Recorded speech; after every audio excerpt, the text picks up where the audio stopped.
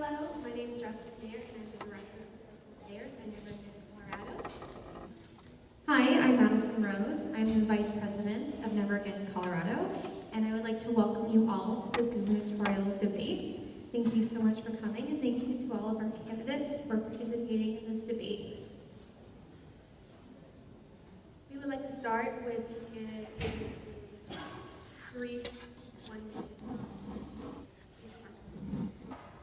just a brief introduction from each candidate. I'm John Morse, representing Mike Johnston, but the letter really is our introduction. Bill Hammonds, Chairman and Founder of the Unity Party of America. We're now in 37 states. Our website is, and I'm also the Chairman of the Unity Party of Colorado, the Colorado affiliate, the UPA. Websites are billsrunning.com and unitypartycolorado.com. We are the newest political party in the state of Colorado, November 6th. Became official on June 6th last year. Unity checkbox is us in our voter registration form. And I also happen to be the Unity Party's first candidate for Colorado. Thank you. Can you hear me? My name is N.J. Oliva. I'm here representing Greg Lopez, Republican for Governor of Colorado. Thank you very much for having us tonight. Greg Lopez is a former mayor of Parker, former director of the Small Business Administration at the federal level here for the state. He has also been the president of the Hispanic Chamber of Commerce, the president of the Rocky Mountain Diversity Supplier Council. He was on the E470 board.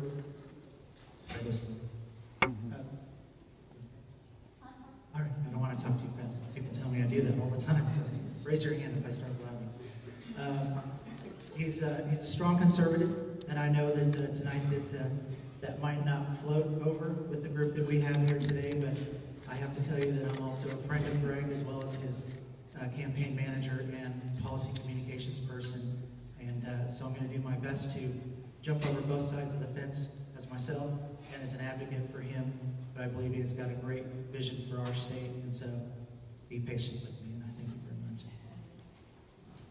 I'm Jared Polis. I'm running for the Democratic nomination, which means if you're unaffiliated or a Democratic voter, you will get a ballot in early June and have the opportunity to cast your ballot proudly for me. I'm running to end decades of underinvestment in our public schools and make sure that every child has access to preschool and kindergarten. If we really care about the education divide and achievement gap based on income and based on race, we need to make sure we invest early in giving every child a strong start.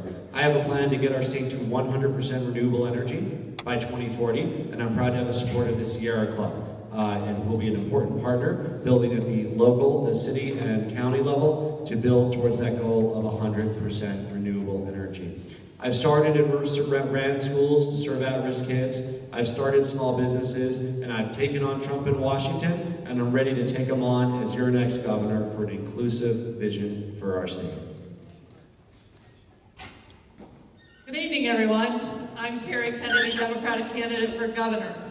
As a proud graduate of Manual High School, welcome to my high school. Everybody bolts in the house? All right.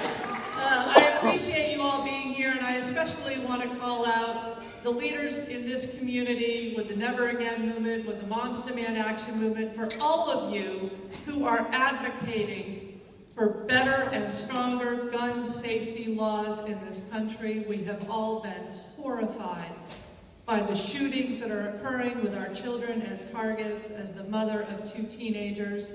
I want to thank you all for your advocacy. You are changing politics in this country.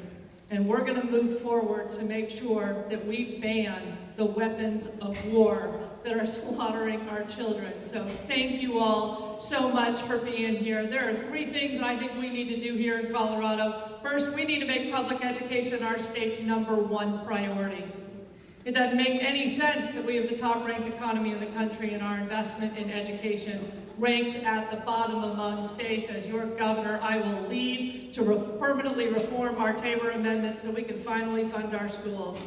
We need to keep healthcare accessible and affordable for everyone in our state, which is why I am calling to offer a public health insurance option for everyone. And finally, we need to protect this beautiful state. As our population continues to grow, we need to protect our open space, our public lands, our air quality, our water quality, and be a national leader on the transition to clean, renewable sources of energy. Leadership in the years ahead is coming from the states, it's coming from strong governors. I would appreciate your support in this race.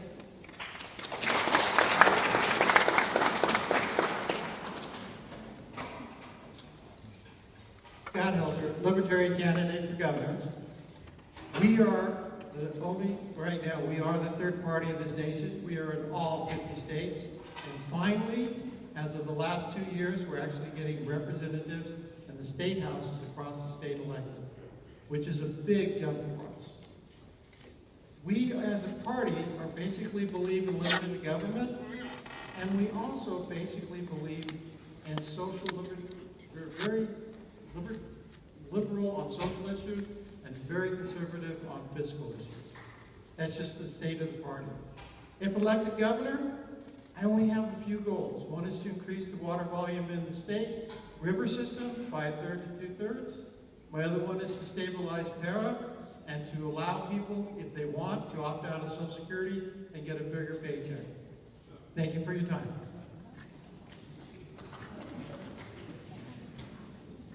Thanks. Some of us just came from a debate in Colorado Springs, and I'll tell you one thing, when you sit, the energy's low. So I want to stand and talk to you because there's a few things I'd like you to know about me. I am the Democratic candidate for governor. I am the current lieutenant governor, and for the first time in the history of this state, the chief operating officer. What does that mean? That means the governor made a decision, a conscious decision, because he appointed me to this position, that the state, which is a $30 billion organization with 31,000 employees, needed somebody to lead it and to get things done every day. He had thousands of people he could pick from, and he picked me to do that work. Before that, I was in healthcare running Kaiser Permanente, as you know, a large nonprofit healthcare organization that serves Medicaid, serves Medicare, serves every single person in this community, and even offered free health insurance to people who didn't qualify for those programs. I'm also a mother. I have 3 children, and I was a single mother for almost all of my life, a working single mother who sometimes had to leave kids behind and wonder what was going to happen, who had to drag her kids to the laundromat, 3 of them, to the grocery store. So I know the struggles of working people, and I want to support all of you as we go forward into the next 8 years. One history lesson, and then I'll sit down, or civics lesson. There's a difference, as you know, between the executive branch and the legislative branch in this country and in this state. I'm part of the executive branch. I lead every day. It's really hard to make a transition from another world to this world. I think you know that. Governors more and more have to lead large and complicated organizations, and I think I'm the candidate to do that. Thank you. It's very hard to see today.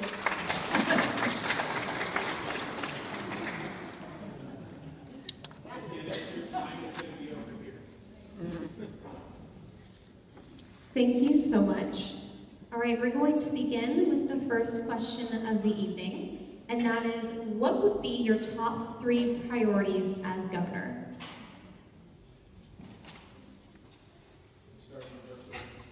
Okay, well, thank you.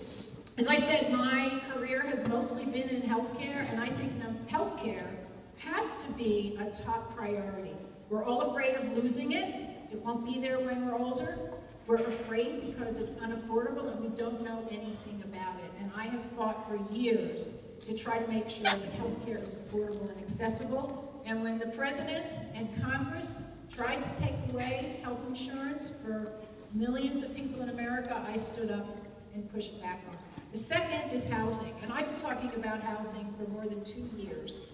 As I traveled around the state, I saw housing unaffordable, not just here in Denver, but across the state. We've got to have a strategy that builds housing and transportation together with economic development, or we're going to start losing people to other states, and we're going to just simply leave Colorado.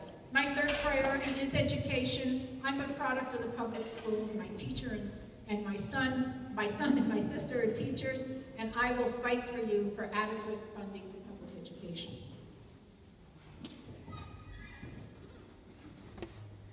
I think I've listed three of my top projects, so I'll go to a few others. One is to allow students to declare bankruptcy on parts of their student loans to force the universities to lower their costs. The other one is PARA, which I believe can be swung off to a nonprofit again, Libertarians on Limited Government. This has already been done in the Holland. And the amazing part is when I get up and tell people I can create $1 trillion pension fund, I look like a crazy guy for a while. Until they go and look at the Dutch and Finland and realize that they've already done it. And those are really small estimates. We can do $1 trillion pension fund in this state, not only for the people of Para, but for all the people if that's what they choose. And if we did it right, we would take over the Social Security payments from the federal government with some money from them, and we would probably double the amount of money that they would get. The thing about government is the more you limit it, the more you take things away from them, so it can be run by the private sector, almost invariably gets better. If you're scared of the private sector, think about a nonprofit group, because again, almost invariably it can get better. Thank you. Education's my top priority. We've been cutting school budgets here in Colorado for almost 30 years, ever since the Tabor Amendment passed. Today in our state, half of the school districts have cut back to a 4-day school week. We pay our teachers among the lowest salaries in the country, so teachers can't afford to live here. They can't afford to work here. I grew up, I mentioned, I attended Manual High School. I have 3 brothers and sisters who joined my family through the foster care program. I also have a sister who joined my family through her church. I grew up with brothers and sisters who didn't have the opportunities that I have had until they moved in with our family, and I understand how important the opportunities are that kids get through their public schools. Colorado should have the best public education system in the nation. You will see me lead to deliver that. I'll work to keep healthcare costs down by offering a public health insurance plan.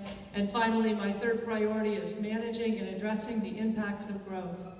We have not adequately prepared for the growth that we have today. And Colorado's population is forecasted to increase another 3, 4, 5 million people. We have to make the investments to protect our beautiful state. I'm more of a listener than a talker. If you live in my district, you've probably been to my town halls. I might talk for 4 or 5 minutes, and then we spend 2 hours, hearing ideas from you. So I wish that this had more of that in this session. I want to thank the Never Again advocates. I got to meet with the Parkland survivors. The only F grade I'm ever proud of in my life is the F I got from the NRA during my time in Congress fighting for a gun safety agenda from day one. I'm proud of the progress our state has made, but we have a long way to go. The red flag law, domestic violence, getting weapons of war off of our streets, and I so am inspired by the students who have taken upon themselves to say we deserve safety in our schools.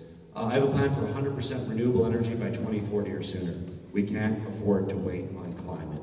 We need to act now. We have a bold plan to do it, and we're going to get it done. Finally, I want to make sure that we can extend health care to every Colorado family. Health care is a human right. And you know what? Every other country in the industrialized world does that in one way, shape, or form. It is an embarrassment we don't, and we pay too much. We need to use a common payer or a single payer to negotiate for better prescription drug rates, cover every Coloradan through a multi-state consortium, or right here with a universal payer here in Colorado. I've supported that for a long time. It ain't gonna come from Washington. We need to roll up our sleeves, get it done right here in Colorado. Greg Lopez and our campaign slogan is, "It's about all of us." And one of the most important aspects about that slogan, that tag, is the fact that when Greg was the administrator for the Small Business Administration here in Colorado, he visited all 64 counties over the course of those 6 years. And the one thing that he wanted to make sure that was clear when he was running for governor was that there was economic opportunity outside of the Denver metro area, outside of Boulder, outside of Colorado Springs, all of the forgotten and shuttered up main streets around this state. He feels that along with that, there has to be a greater emphasis on small business. Over 98% of all the business filings at the Secretary of State's office are small businesses. If I could see a show of hands, how many people have a small business of any size in this room? That's significant, and it's always growing. That is just the way that our economy works in this state. In fact, it is the backbone of our economy. The next thing that he'd like to focus on is education. He realizes there is a huge shortfall in resources that are going to teachers' salaries, incentive programs for teacher retention, resources that go right to the students so they can use them. And we believe that there is a bureaucracy that needs to be analyzed, for a better word, because we think that there's a lot of money being stopped up in the pipes that could otherwise go right down that would be a benefit to the students, the teachers, and then make the parents proud of what's being done and how that money is being spent. 3 priorities. 1, protect Colorado's economy, protect Colorado's climate, and we'll phrase it this way, protect Colorado's growth. And I agree that global warming is going to be the major issue of the 21st century. Colorado can do its part to fight global warming. I think that we need to replace Colorado's income tax with the carbon emissions tax, with healthy and regular rebates to lower income Coloradans. And also, that all ties in together. We also need to protect Colorado's economy by making our tax structure more sensible. One of the things that we need to form the property tax system, as mentioned, also the income tax system. And also, in terms of growth, we need to put the revenues into creating Colorado's infrastructure. In some cases, we don't even have infrastructure to speak of. And improve our infrastructure and keep our infrastructure up to date. Yes, our state is growing by leaps and bounds, but this is no surprise. I myself have moved here many years ago, and the state has been growing. The state's population has been growing for many decades, and it is a tragedy that we have not done more as a state to keep our infrastructure, not keeping our infrastructure up to the speed with the population that we have, but we're not even making any plans to accommodate for the population boom that we know is only going to accelerate in future years. And one of the proposals that I put out there, also to improve Colorado's economy, is prosperous Colorado. We can do more to promote the fact that we are a center of the country and promote Colorado as the best place to do business in the country.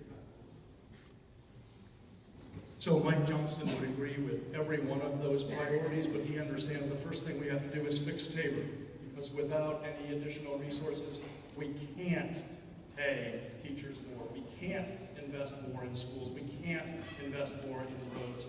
Our state is towards the bottom of the tax revenue generating states in the entire country, and yet we're the only state in the country that has to plow roads at 11,000 feet. That costs money, and we don't have it thanks to Tabor. So that has to be our #1 priority. His #2 priority is jobs and increasing the income of families. Because again, that's what people really need to be able to do, to have the flexibility to do things they're not currently doing and be able to pay for things they desperately need but literally can't afford.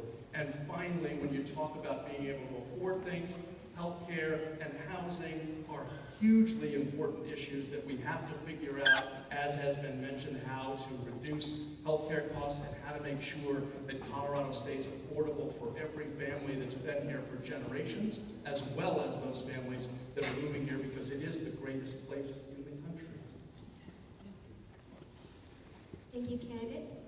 So our next question is, how do you plan to address police brutality and violence? So as it turns out, Mike Johnston and I have spent quite a bit of time talking about this over the years because I'm a former police officer and a former police chief myself. And the #1 thing that Mike has come up with is that we don't currently have the trust in our criminal justice system when it comes to police officers that actually step over the line. When there's a police-involved shooting, the district attorney in the local area that works with that police department does the investigation. They have a real conflict of interest because they've got to deal with those officers day in and day out. So let's have a statewide kind of agency that's responsible for doing these kinds of investigations, exonerating police officers when they deserve to be exonerated, and holding them accountable when they deserve to be held accountable.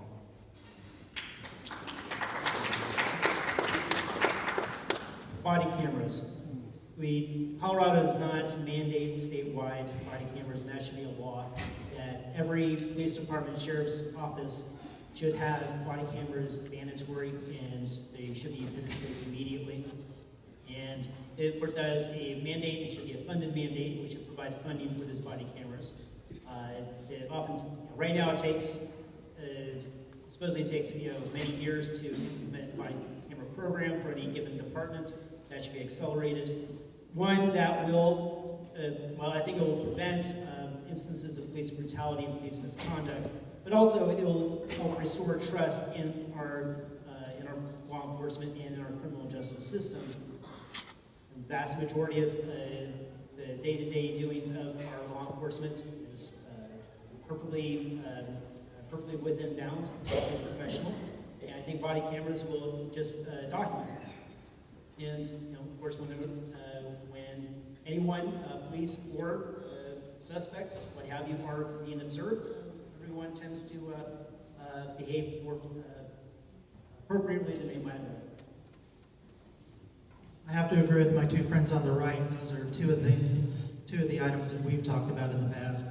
Is always on body cam, because I think that there's a principle called the panopticon, which means when you go into a store or you go into a bank and you see that black half dome coming from the ceiling, there may be a camera in there may not be a camera in there, but the fact that you do not know for sure actually drives more positive behavior for those who believe that they are being watched by a camera.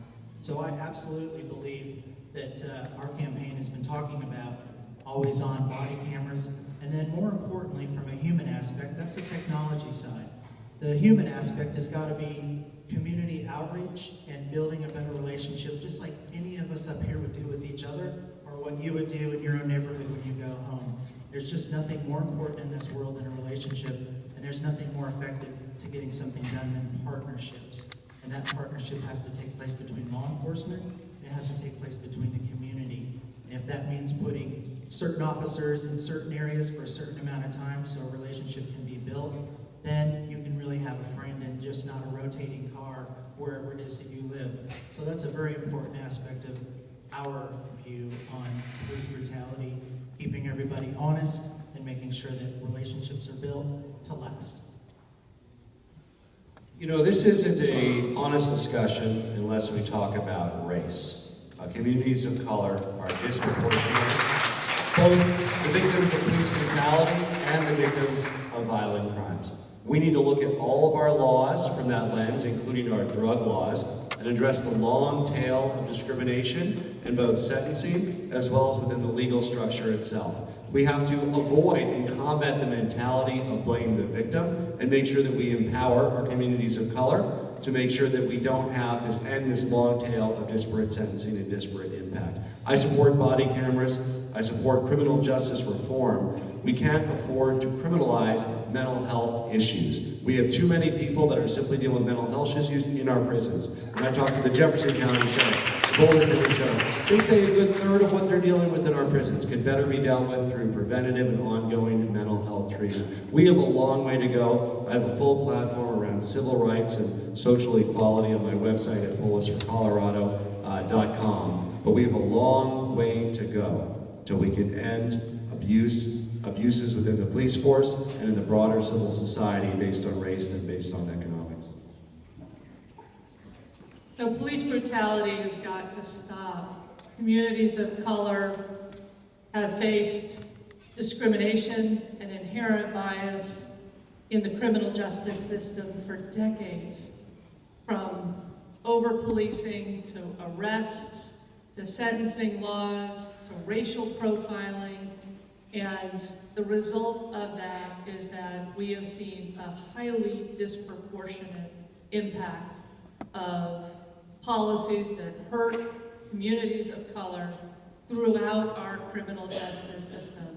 I think there are a couple things we can do to help remedy this throughout the state. The first one is community policing, where you have communities that are much more closely and intimately involved in the policies of their safety officers, of their police force.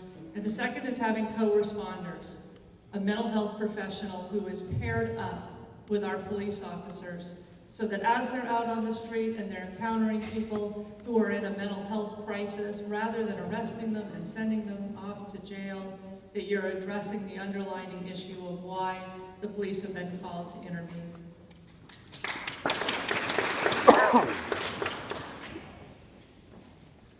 If you go on Google and you do a search for strong mayor government, which is what Denver has, you'll find a list of cities.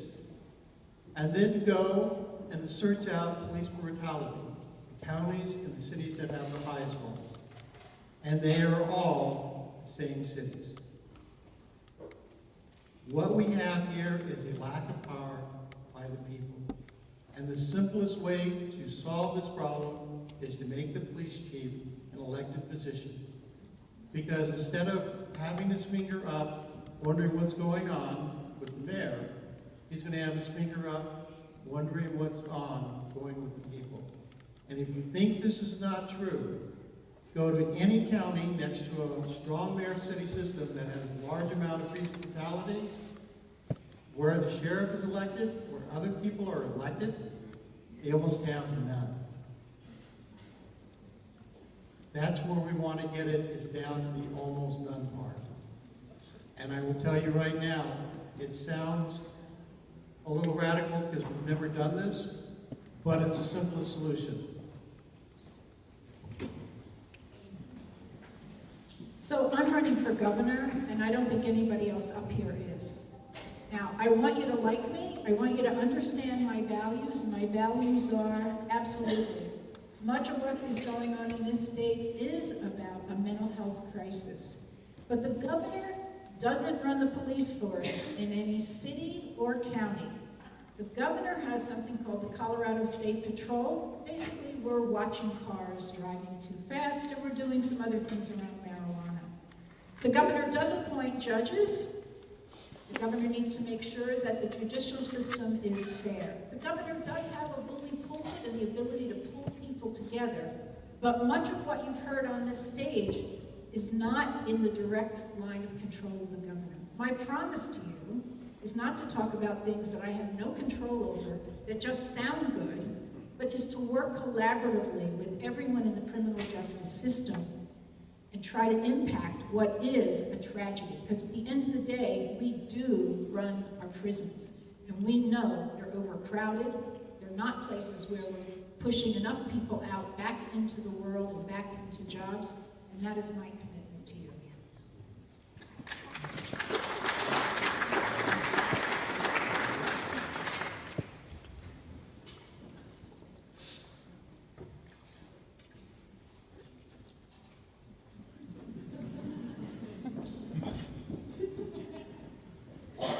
Sorry, folks, we have technical difficulties.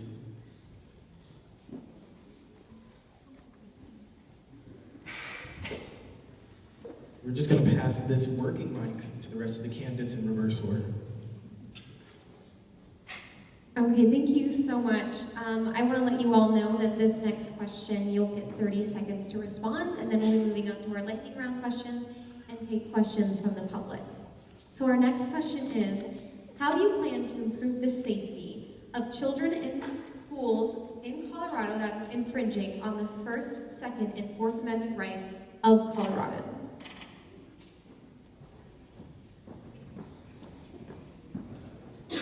Thank you. I think there's nothing more important than safety in our schools, right? I mean, as a parent, I wouldn't want to be worrying my children in their 30s. I didn't have the worries that parents have today. But we have a powerful tool. It's called peers, right? Because that's who you talk to when you're troubled, when you are suicidal, when you maybe want to hurt other people. And so making sure that we have a culture that allows young people to have permission to feel like they can talk to a teacher, a mental health counselor, I think is really important. And we have a number of those programs, including something called Safe to Tell. The second is our schools, obviously, and our teachers are being asked to do things that teachers weren't asked to do years ago. And part of that is supporting them, giving them mental health support, not making the teachers do it, but having a resource in every school. Safety is number one. I believe in things called red flag laws that many of you know about. It is much more important to get guns away from people who are going to hurt themselves or hurt others.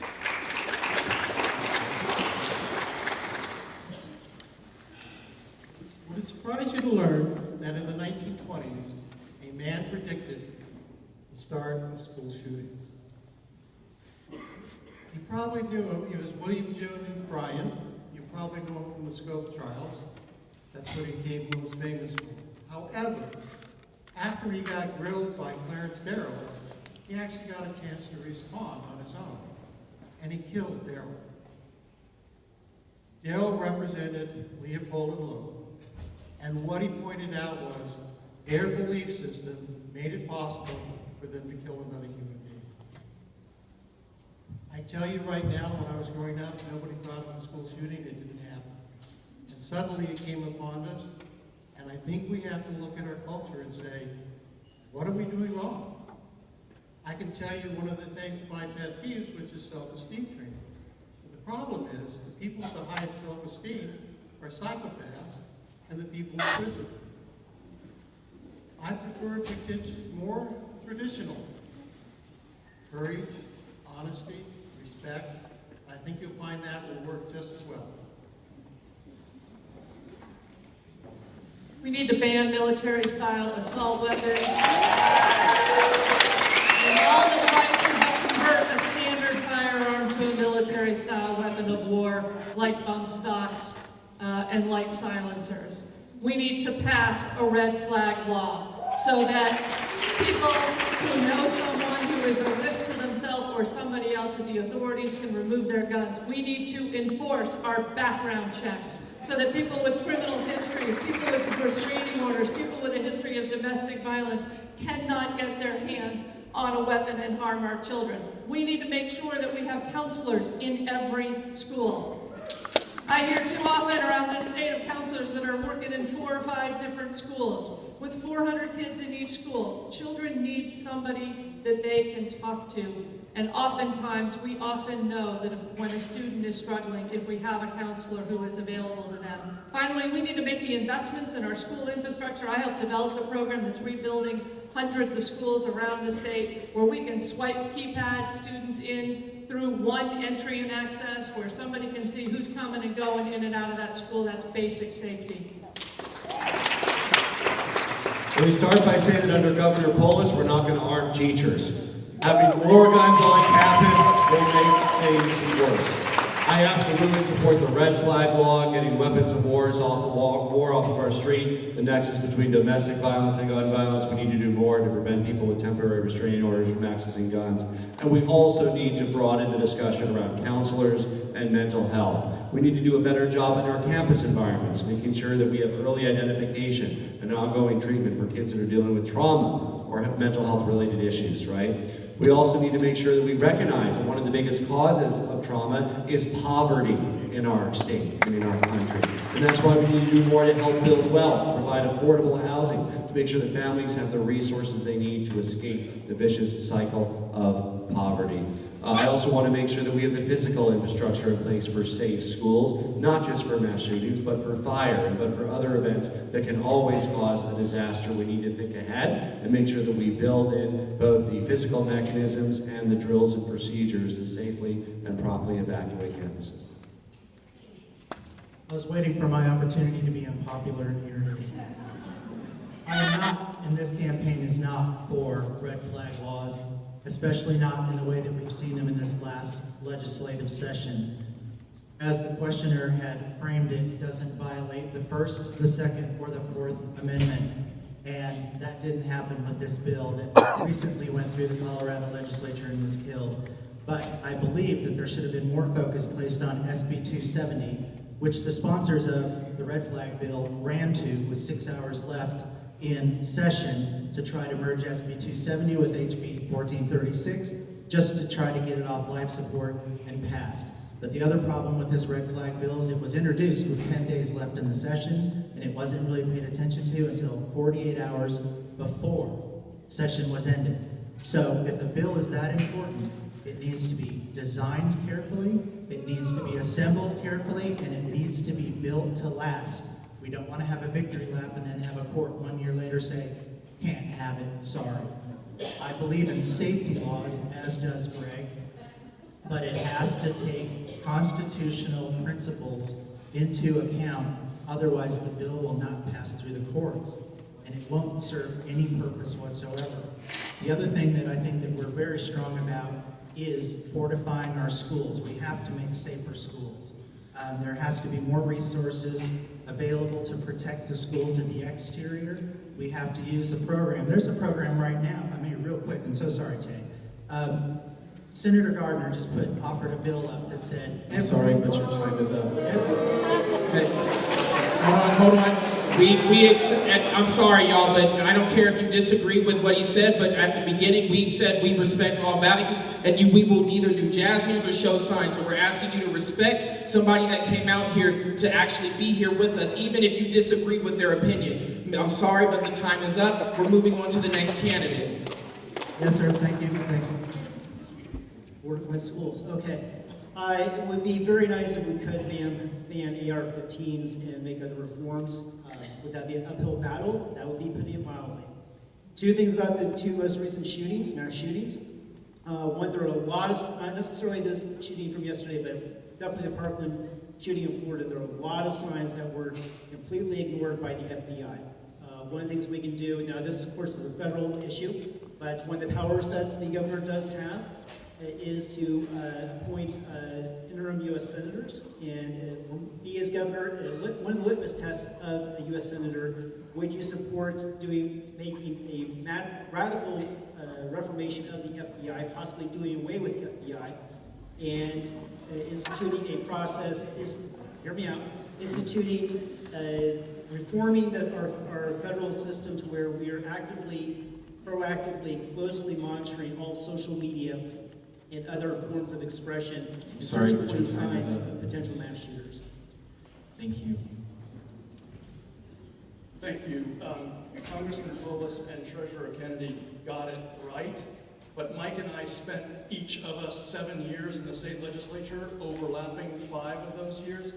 We think when we're talking about something like a red flag law, common sense ought to be able to get through the legislature in 10 days.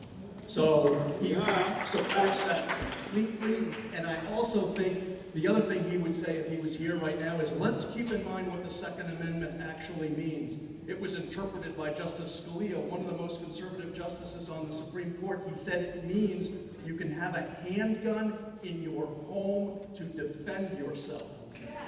Nothing more, nothing less. Concealed carry, not covered by the Second Amendment. AR-15s, not covered by the Second Amendment. Red flag laws that we won't pass for some reason, not sorry, but your time is in up. conflict with the Second Amendment. Thank you. So now we will have the lightning round once I pull the mouse key. Full disclosure, no candidate, no campaign received the lightning round questions. Everybody is learning these questions right now in front of you. So these will be by a show of hands. These are different topics, or several of them, and then after that we're going to move to audience questions. If you would like to ask an audience question, please silently get up, and there's a marshal over that's right here in a yellow vest, and you'll stand right here, and you'll wait for your question to be asked. Please be silent as you do this process. Only a certain amount of questions will be able to get answered. If there are students that have questions, students will have priority because this is the students decide debate. Moving on to the lightning round questions. By a show of hands, how many of you guys would advise the mayor of Denver to end the urban camping ban? How many of you, by a show of hands, would advise the mayor of Denver to stop criminalizing the homeless?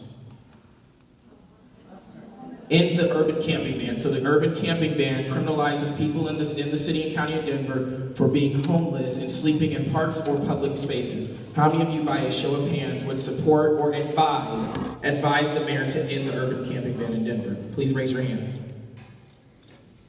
Thank you. Will you ban assault weapons in the state of Colorado? Please raise your hand. Thank you. Did you agree with the expulsion of former Representative Steve Lebsock? Please raise your hand. Thank you. Did you support the attempt to expel Senator Randy Baumgartner? Please raise your hand. Did you support, do you support the attempted expulsion of current Senator Randy Baumgartner? Please raise your hand. Do you support arming teachers? Please raise your hand. Do you support arming teachers? Do you support a ban on bump stocks? Bump stocks. This one should be good. Will you take money from DFER, A+ Colorado, or any education reform entity? If you would, please raise your hand, or if you have, please raise your hand. Did you have a question?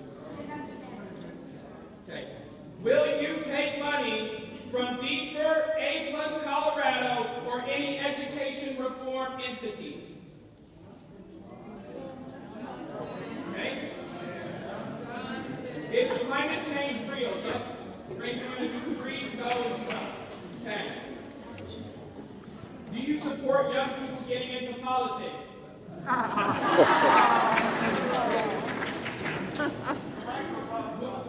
Will you work to preserve Colorado's land for future generations?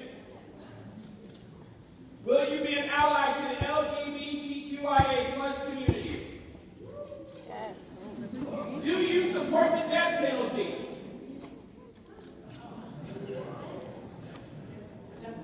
And our final question, should the Denver Mayor Michael B. Hancock be disciplined for his actions regarding sexual harassment towards an officer in the security detail in 2012?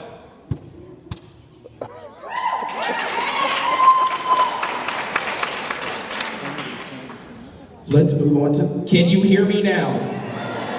Can you hear me on the stage, candidates? Cool. Are there any students in this line? Are there any student questions before we take adult? Oh, cool. Sorry, I didn't see you. Come on up. Close to the stage. I can't hear you. My question is specific. Did you hear me? Okay, cool. My question is specifically for Mr. Jared Polis. Mr. Polis, in 2014, you co-sponsored the Interstate Commerce Reform Act, which would have allowed gun dealers to sell any gun to citizens of any state. In 2016, you did not co-sponsor an assault weapons ban. In 2017, you have not co-sponsored a high-capacity magazine ban. Why did you not co-sponsor these things? Why did you co-sponsor the Interstate Commerce Reform Act? And how do you feel about these actions now? So that interstate bill is a gun safety bill. It's a Brady campaign bill to try to get all states to have universal background checks. So that's what that bill is. It was supported by, I believe, all of the gun safety organizations. It did two things. It had reciprocity for concealed carry in exchange for getting a universal background check for every state. So that's what that bill was. Again, I have a career F rating with the NRA. I've never voted with them. I've taken on strong gun safety measures from my first day in office. There are dozens of gun safety bills. I don't think there's any member of Congress that sponsors them all. I'm certainly proud to sponsor a number of them. This session I sponsored the assault weapons ban that Dave was introduced as an original author. I sponsored the bump stock as an original author of that bill. I'm very proud of my record standing up against the NRA for gun safety.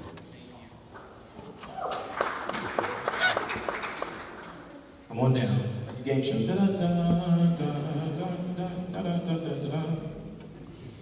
My question is for anyone on the stage.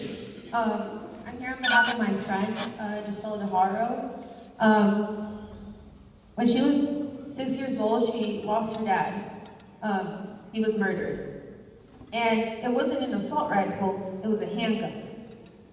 So I guess my question is, how do you plan on helping victims of families when this tragedy happens? Because banning assault rifles will take off war weapons, but they're still handguns. It's still a constitutional right. Because when this happened to her family, the only people in front of her house was the news media. And so it's just, anyway. Do you want, do we each have 30 seconds or what? Okay. Yeah, so, most victims of gun violence are not the victims in the headlines over the school shootings. And that's why we need to do more about the nexus of domestic abuse and gun violence. We need to make sure that people who choose to own guns do so safely. I think we should encourage people to take some gun safety classes, as well as making sure they store their guns safely. And I think it's very important to make sure that we recognize that it's not just about the issues that are in the headlines. It's about the countless victims of gun violence every day across our country, and making sure we do more to help prevent it and address it. I think the issue that you bring up raises why red flag laws are so important. Odds are somebody knew that the shooter was deteriorating, that he was a risk to himself, he was a risk to somebody else. And at that point in time, the authorities needed to be able to remove his gun. And I don't know if that would have prevented your friend's father's death, but in many of these cases, somebody knows that the eventual shooter is saying that they are inclined to do harm to themselves or somebody else. One of the interesting things that happens in the world is that South Africa, which has no handguns or any guns for the general population, still has a higher per capita murder rate than we do. And they're doing it with machetes. The simple fact is, banning the guns, which would be nice, is not going to stop anybody from killing anybody. The mental health issue, obviously, that's got to help out. And just basic decency again. I don't think we talk enough about that. And again, one of my problems with the self-esteem training, I don't think we need to do it anymore. I'm proud to say that I don't own a gun. I've never fired a gun, and I don't ever want to have a gun in my hands. I think the question that you're asking, though, because we can ban things, but people still somehow get their hands onto them, or there's other ways. But the important thing is to recognize victims. And I come from the East Coast, and we actually had in our state something called the Victim Services Fund. And government put money into it, and other philanthropists put money into it, and it was used to help victims, to buy health insurance, to continue wages. And I think that is something we need to talk about in Colorado, because things are still going to happen, but we need to step up and help all of the victims.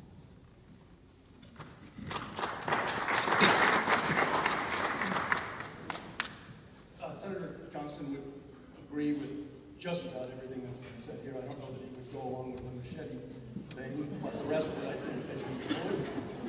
And he would also, I think, point out that there is a balance here when we talk about guns. I mean, there are plenty of people who are like, well, they're fun and I love doing it. We got to balance that with public safety. And right now, it's way out of balance.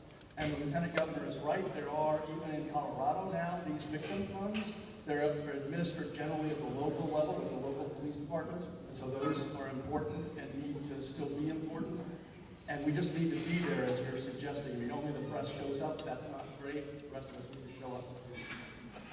And before the next person answers the question, we promised the candidates that we'd get them out here at 7. We only can take the one student question for this forum. However, there are 30 minutes of public question comment for the Attorney General's forum. So we're asking those who are waiting to save your burning questions either in the hallways or to ask them for the Attorney General's portion. We're going to honor our students. Please continue. We really need to wrap it up because we want to honor your time. Yeah, first is compassion. I recently was on business in Texas and sat, not only people who died from gunshot wounds, but who have been wounded by gunshots. Sat down with the lady who got shot 5 times by her boyfriend before he had shot himself in the head. And one of the bullets went, at least one of the bullets went through her spine. I've seen the results of that years later. It was quite a sight. And beyond compassion, real benefits for people of violence, for victims of violence and their families. One thing that I support is state-funded life insurance. I've seen what happens when, and often victims of violence are often people of not means, who do not have means, and I've seen what happens when someone dies and they don't have the resources not there to take care of their families. That's something concrete that Colorado can do for Colorado's families, for the survivors of victims of violence. Our campaign finds itself in awkward agreement with Congressman Paulus. Having a gun of any type is a privilege. And to take it as a privilege, you also have to be responsible enough to say, A, if I'm going to own this, B, I'm going to take care of it, C, I'm going to store it safely, and 4, I'm going to learn how to use this properly.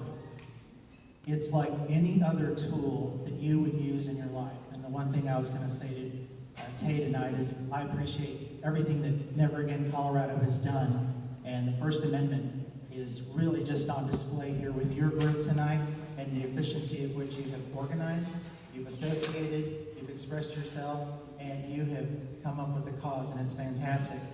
I would only suggest that a group like this and an audience like this or any Coloradan take the next step beyond the First Amendment. Take one step forward and learn what it is that the Second Amendment can do for you. It can offer a lot of freedom, it can offer personal safety and security, and it's a constitutional right to make the most of all of them. And I would just urge you to learn about that as much as possible. Great, thank you. We have one last question that goes to one candidate. She already knows who she's asking her question to, and then after that, we'll give you a round of applause, get you on your way to whatever next event you guys have. Thank you guys for being here on behalf of Never Again. Let's give them a quick round of applause.